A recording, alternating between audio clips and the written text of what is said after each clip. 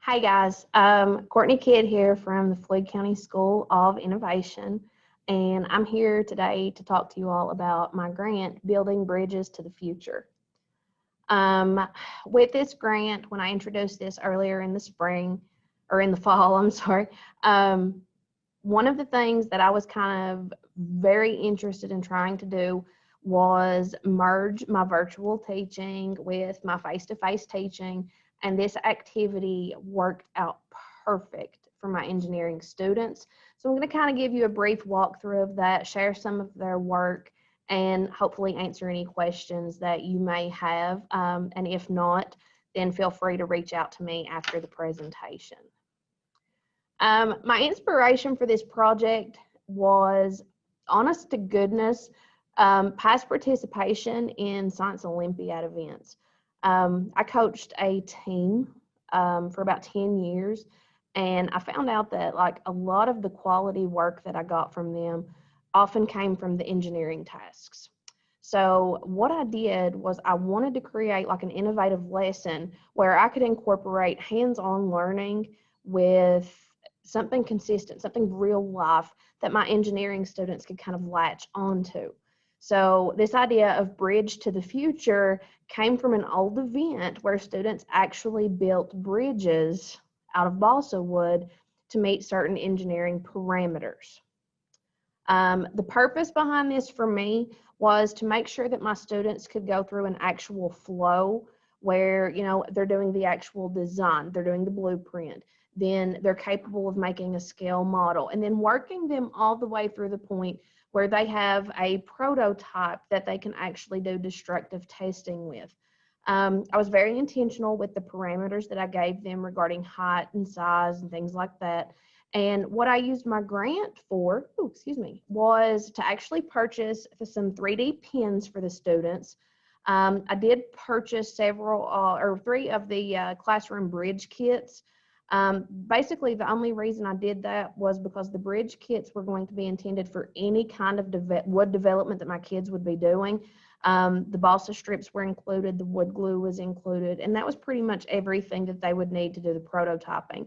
I also purchased a video. It's a PBS learning series, the Nova Super Bridge. That kind of goes into the engineering aspect of looking at different bridges and things like that. The actual 3D pin set that I purchased is pictured here in the PowerPoint. We did get some sample filaments for the students to kind of try the pins out, but we also got some regular filaments for larger products. And then we had 6 of the magic pins that I distributed among the engineering groups in my class. What we did with this, the students participated, we did it kind of like a competition. They worked in small groups with 3 students per group. We had a designer blueprinter, we had a scale developer, and then we had a prototype builder. The students worked together. Even if they were online, I was very strategic to make sure those were the students that were doing, for instance, my blueprinting. So they would still be a huge part of the project, but would still be able to submit their work since they couldn't be here on testing day. With our virtual classroom, I had set up breakout rooms so they could communicate openly back and forth. And again, with the scale modeling, I even had a couple of kids that were at home and their parents were willing to get materials from me and take it home for them to develop their scale models. And you'll see some pictures of those in a second, and they will really blow your mind. And then finally, we did destructive testing as a group to see which towers made the wall of fame and which towers were on the wall of shame, which was actually something that the kids came up with themselves. So I thought that was pretty cool. Assessment of learning. Students were going to originally give me elevator pitches. I did have to make a modification to this because when we first started this task, we were still in a hybrid model of learning. Like all of the students had not come back to class yet. So instead of doing elevator pitches, what I had the students do was the blueprint and the design. And then after the destructive testing, they worked with their groups to look at the fame and shame towers to kind of decide, you know, what elements of my tower worked, what elements didn't work. So that actually gave me a better assessment of learning that they had. I like to say this is from paper plans to wooden wows.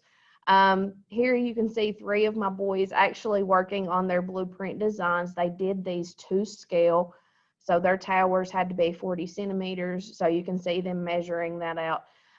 One of the cool things that I really liked from this activity was how well my early engineering students latched onto the idea that they knew it was about the angle. They knew that their bracing for these towers had to be amazing. To actually hold that strength and to hold that weight. So again, you can see them working on those blueprints in that portion.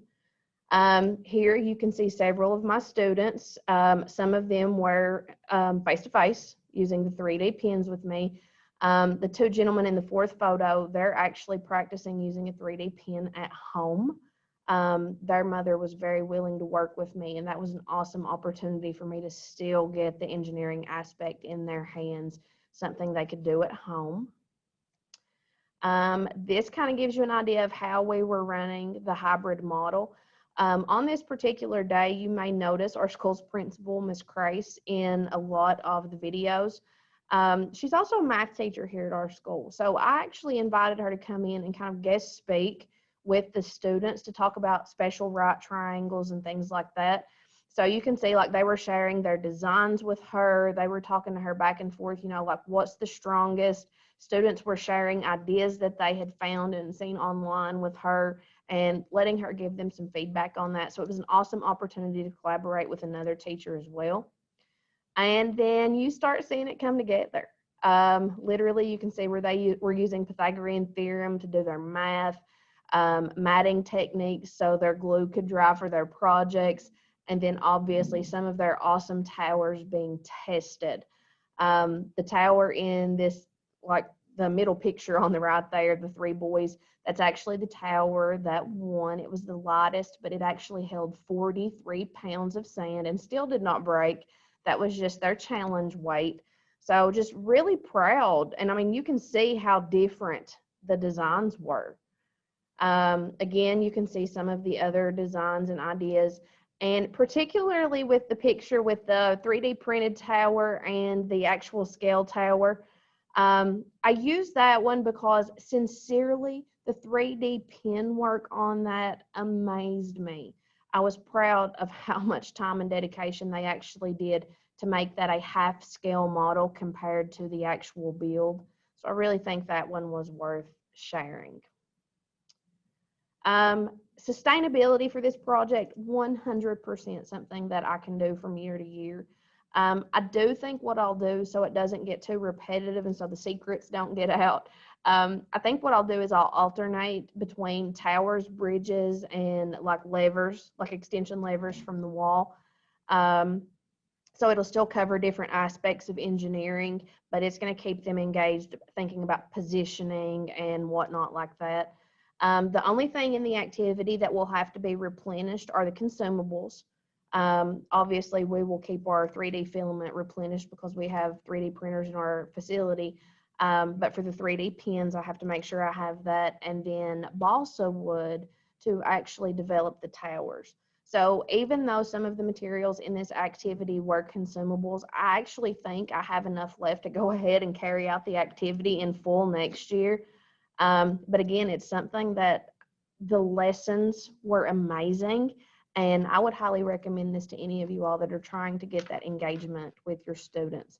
They really liked the idea of testing something that they had designed. Because this is sustainable, I think this was a very, very beneficial grant for me.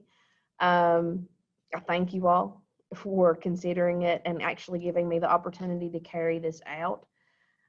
If I said anything or if I didn't address something that you may have questions over, please feel free to contact me, and I'll reach out to you with any answers that I can provide. Other than that, thank you all, and I hope you have a great day.